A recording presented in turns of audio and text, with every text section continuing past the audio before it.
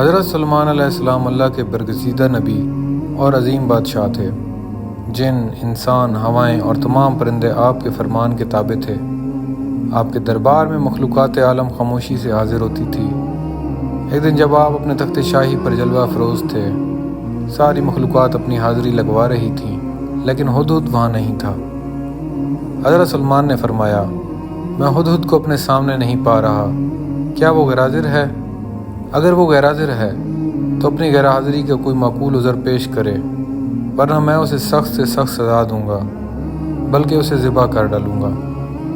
یہ سن کر دربار میں خوف کی لہر دوڑ گئی۔ سب ہدہد کے متعلق سوچنے لگے۔ دراصل ہدہد وضو کی پانی کی جگہ ڈھونڈنے کے لیے نکلا تھا، مگر اس روز اس نے سوچا کیوں نہ کچھ بلندی پر جا کر دنیا کا نظارہ کروں۔ وہ اڑا، پہاڑوں، وادیوں اور میدانوں کو پار کرتا ہوا یمن کے علاقے سبا پہنچا۔ وہاں اس نے ایک عظیم سلطنت دیکھی، جہاں ایک عورت حکمران تھی جس کا نام بلقیس تھا، اور وہ نہایت شان و شوکت سے وہاں حکومت کر رہی تھی۔ ہدہد نے معلوم کیا کہ یہاں کے لوگ کس کی پوجا کرتے ہیں۔ معلوم کرنے پر پتہ لگا کہ وہاں کے لوگ سورج کی پرستش کرتے ہیں۔ اب ہدہد کے پاس واپسی پر سزا سے بچنے کا جواز آ گیا تھا، تو وہ خبر لے کر اپنے آقا حضرت سلمان علیہ السلام کے دربار میں پہنچا۔ حضرت سلمان علیہ السلام نے اس سے غیر حاضری کی وجہ دریافت کی۔ ہدہد نے اپنی جان کے ڈر سے کانپتی ہوئی آواز میں کہا، میں ایک ایسی قوم سے خبر لایا ہوں جہاں ایک عورت بادشاہت کرتی ہے، اس کے پاس عظیم سخت ہے، اس کی قوم سورج کی عبادت کرتی ہے۔ حضرت سلمان علیہ السلام نے ہدہد کی وجہ سن کر اس کو معاف کر دیا اور فرمایا، میرا یہ خط اس کے پاس لے جاؤ اور اس سے جواب لے کر آؤ۔ ہدہد اڑا اور ملکہ بلقیس کے محل میں پہنچ گیا۔ اس وقت ملکہ آرام کر رہی تھی۔ ہدہد روشن دان سے اندر گیا اور خط ملکہ کے ساتھ رکھ دیا۔ جب وہ بیدار ہوئی تو اس نے خط پر حضرت سلمان علیہ السلام کی مہر دیکھی اور پڑھنے لگی۔ خط میں لکھا تھا، اللہ کے نام سے جو نہایت مہربان اور رحم والا ہے، مجھ پر اور تم پر سلام ہو، تکبر چھوڑ دو اور اللہ کے سامنے جھک جاؤ جو تمام جہانوں کا رب ہے۔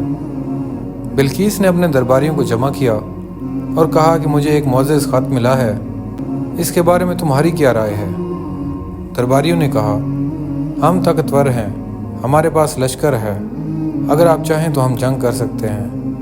لیکن بلقیس نے حکمت سے کہا، بادشاہ جب کسی ملک میں داخل ہوتے ہیں تو اسے برباد کر دیتے ہیں، بہتر ہے کہ میں ان کے پاس تحفے بھیج کر دیکھوں کہ وہ کیا جواب دیتے ہیں۔ چنانچہ اس نے قیمتی جواہرات، سونا چاندی اور نایاب تحفے حضرت سلمان علیہ السلام کی خدمت میں بھیجے۔ جب یہ تحفے دربار سلمانی میں پہنچے تو حضرت سلمان نے فرمایا، کیا تم مجھے دنیا کے مال سے بہلانا چاہتے ہو؟ جو کچھ اللہ نے مجھے دیا ہے وہ تمہارے خزانوں سے کہیں بہتر ہے۔ تم اپنے تحفے واپس لے جاؤ اور کہہ دو کہ اگر تم نے اطاعت قبول نہ کی تو میں ایسا لشکر لے کر آؤں گا جو تمہارے ملک کو مٹی میں ملا دے گا۔ جب قاصد واپس گئے اور بلقیس کو یہ خبر دی تو وہ سلمان علیہ السلام کی شان و شوکت اور طاقت سے متاثر ہوئی۔ اس نے سوچا کہ بہتر ہے کہ میں خود جا کر ان سے ملاقات کروں۔ بلقیس نے اپنے لشکر اور وزیروں کے ساتھ سبا سے بیت المقدس روانگی کا سفر شروع کیا۔ حضرت سلمان علیہ السلام کو ملکہ کے آنے کی خبر بہت پہلے مل چکی تھی، تو آپ نے اپنے درباریوں سے فرمایا، تم میں سے کون ہے جو بلقیس کا تخت اس کے پہنچنے سے پہلے میرے پاس لے آئے گا؟ ایک جن نے کہا، میں نماز کے ختم ہونے تک وہ تخت لا سکتا ہوں۔ لیکن حضرت سلمان علیہ السلام نے فرمایا، نہیں، میں اس سے بھی جلد چاہتا ہوں۔ تب آپ کے وزیر خاص آصف بن برخیہ نے عرض کیا، یا نبی اللہ کے نام سے میں پلک چپکنے سے پہلے وہ تخت لا سکتا ہوں۔ اور واقعی اگلے لمحے بلقیس کا تخت سلمان علیہ السلام کے سامنے موجود تھا۔ حضرت سلمان مسکرائے اور فرمایا، یہ میرے رب کا فضل ہے تاکہ وہ مجھے آزمائے میں شکر کرتا ہوں یا ناشکری۔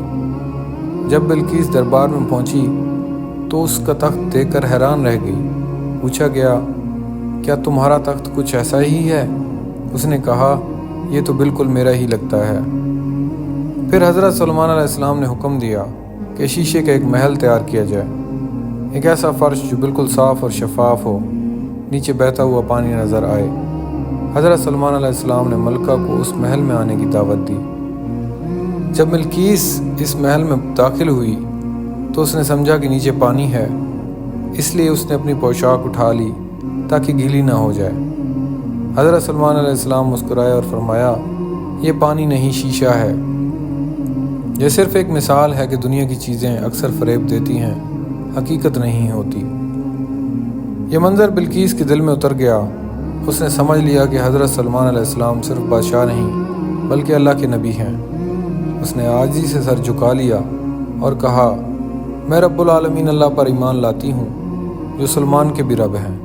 یوں وہ ایمان لے آئی اور اپنے پورے ملک کو اللہ کی عبادت کی طرف راغب کیا۔ یہ کہانی ہمیں سبق سکھاتی ہے، عقل، علم اور ایمان غرور سے بہتر ہے۔ سچی بادشاہت وہی ہے جو دلوں پر راج کرے، نہ کہ زمینوں پر۔ اگر آپ کو ایمان اور عقل سے بھری کہانی پسند آئی ہو تو ویڈیو کو لائک کریں، چینل کو سبسکرائب کریں اور بیل آئیکن ضرور دبائیں تاکہ اگلی سچی اسلامی کہانی سب سے پہلے آپ تک پہنچے۔ شکریہ۔